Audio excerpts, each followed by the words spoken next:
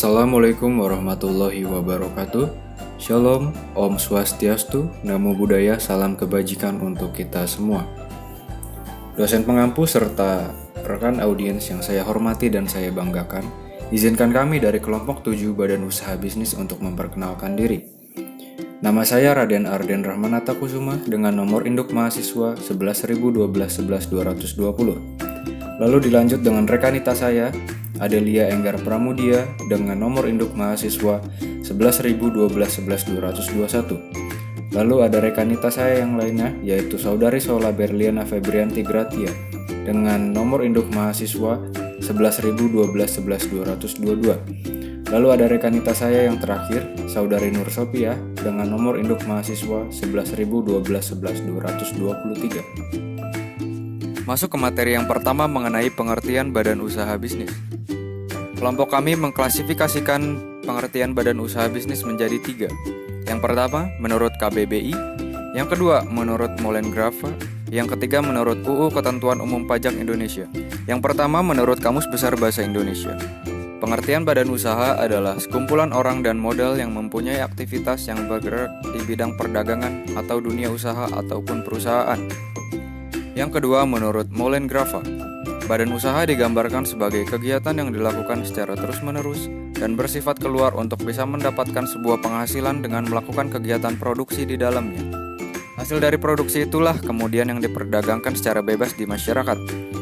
Yang tiga atau yang terakhir mengenai Undang-Undang Ketentuan Umum Pajak Indonesia menyatakan bahwa badan usaha adalah sekumpulan orang dan atau modal yang merupakan kesatuan, baik yang melakukan usaha maupun yang tidak melakukan usaha, yang meliputi perseroan terbatas, perseroan komanditer, perseroan lainnya, badan usaha milik negara atau milik daerah, firma, kongsi, organisasi sosial politik, ataupun organisasi lainnya, lembaga badan lainnya, termasuk kontrak investasi kolektif dan bentuk badan usaha tetap. Materi berikutnya adalah bentuk-bentuk badan usaha bisnis. Bentuk badan usaha bisnis. Yang pertama itu ada BUMN. BUMN atau Badan Usaha Milik Negara adalah badan usaha yang saham mayoritasnya atau minimal 51% dimiliki oleh negara. BUMN memiliki 3 badan usaha, yakni yang pertama, perusahaan perseroan atau persero. Maksud dan tujuan pendirian persero untuk mengejar keuntungan guna meningkatkan nilai badan usaha dan menyediakan barang atau jasa bermutu tinggi serta berdaya saing kuat. Ciri-ciri dari badan usaha ini adalah berbentuk perseroan terbatas, hubungan usaha diatur berdasarkan hukum perdata, dipimpin oleh seorang direksi, pemerintah sebagai pemegang saham, sebagian atau seluruh modal merupakan kekayaan negara yang dipisahkan, modal berbentuk saham, dan yang terakhir itu pegawai persero berstatus pegawai negeri.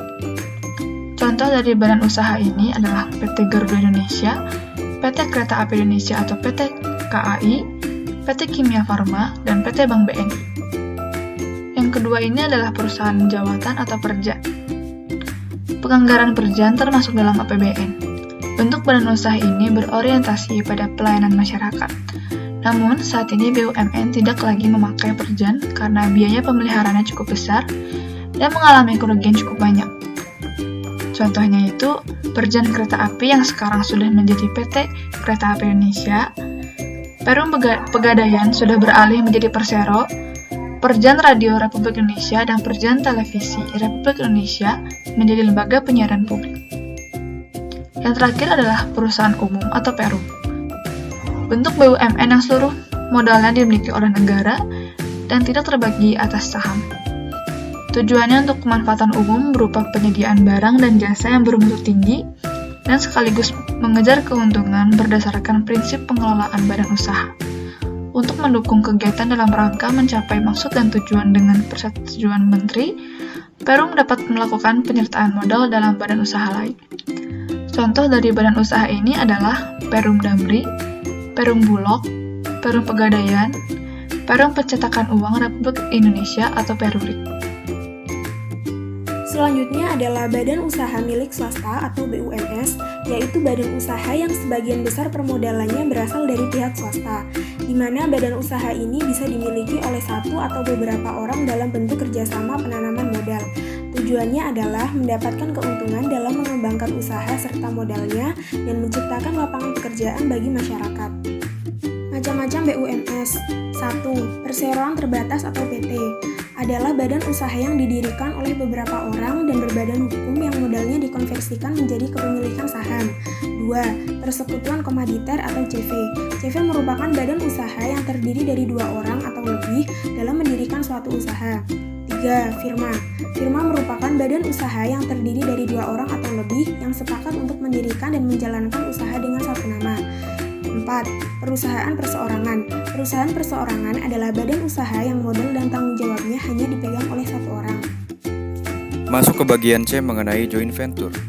Joint venture adalah kerjasama dari beberapa perusahaan yang berasal dari berbagai negara, kemudian menjadi satu perusahaan untuk mencapai konsentrasi kekuatan ekonomi. Manfaat dari joint venture sendiri diantaranya, yang pertama, menggabungkan sumber daya yang secara otomatis meningkatkan potensi keberhasilan usaha. Yang kedua, menggabungkan keahlian dan saling melengkapi kekuatan keahlian dari masing-masing entitas bisnis. Yang ketiga, menghemat uang dalam menjalankan strategi bisnis seperti pengeluaran untuk iklan, pameran, dan publikasi produk. Berikutnya adalah koperasi. Koperasi merupakan sebuah badan usaha yaitu organisasi ekonomi yang dimiliki dan dioperasikan oleh para anggotanya untuk memenuhi kepentingan bersama di bidang ekonomi yang didasari oleh asas-asas kekeluargaan. Fungsi dari koperasi. Yang pertama, membangun dan meningkatkan potensi ekonomi para anggota dan juga masyarakat. Yang kedua, memperkuat perekonomian rakyat sebagai dasar kekuatan dan ketahanan ekonomi nasional. Yang ketiga, mewujudkan dan mengembangkan perekonomian nasional. Lalu, bagaimana implementasi IoT pada badan usaha bisnis? Penerapan IoT di sektor industri dilakukan dengan cara menghubungkan perangkat-perangkat yang memiliki sensor dengan alat-alat pengontrol. Data dikumpulkan dari perangkat ini dianalisis untuk mengoptimalkan produk, jasa, dan operasi. Informasi-informasi yang diperoleh dapat meningkatkan produktivitas dan memberikan umpan balik yang berharga bagi tim rekayasa desain dan manufaktur operasi untuk perbaikan terus-menerus. Solusi pemeliharaan yang berbasiskan cloud memungkinkan pengukuran dan analisa yang otomatis secara terus-menerus dan real-time. Sekian dari kelompok kami mengenai badan usaha bisnis. Mewakili rekan-rekan yang berbicara, kami memohon maaf bila banyak kekurangan mengenai isi materi serta penyampaian. Billahi taufiq wal hidayah. Wassalamualaikum warahmatullahi wabarakatuh. Shalom, Om, Santi Santi Om, Santi Santi Om, Namo Buddhaya, Salam Kebajikan.